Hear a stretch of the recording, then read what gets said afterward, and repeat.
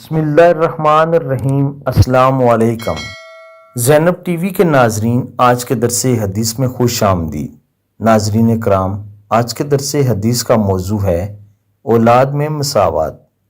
حضرت نعمان بن بشیر رضی اللہ تعالیٰ عنہ سے روایت ہے کہ ان کے والد ان کو لے کر نبی اکرم صلی اللہ علیہ وآلہ وسلم کی خدمت میں حاضر ہوئے اور عرض کی کہ میں نے اپنے اس بیٹے کو ایک لام تحفے میں دیا ہے۔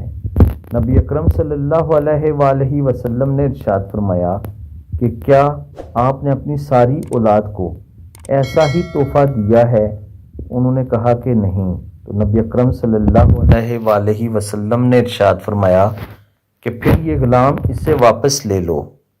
معلوم ہوا کہ کسی کو نوازنا اور کسی کو محروم رکھنا عدل و انصاف کے خلاف ہے۔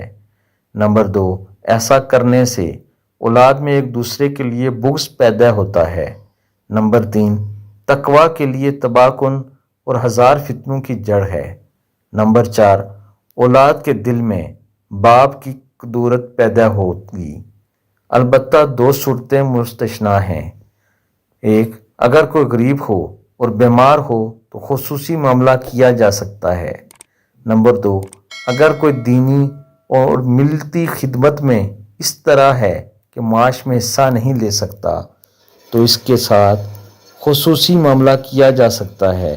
یہی وجہ ہے کہ علماء نے لکھا ہے کہ والد زندگی میں اگر جائیداد تقسیم کرے تو لڑکے اور لڑکی کو برابر حصہ دے، اس لیے کہ یہ ہدیہ ہے اور موت کے بعد میراث کے حکم جاری ہوں گے اور میراث میں لڑکی کا حصہ لڑکے سے کم ہے۔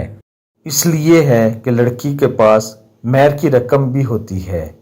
مہر اور میراث اچھی خاصی رقم بن جاتی ہے اور لڑکے نے چونکہ شادی بھی کرنی ہے، بچوں کی پرورش بھی کرنی ہے، لہذا اس کا حصہ زیادہ رکھا گیا ہے۔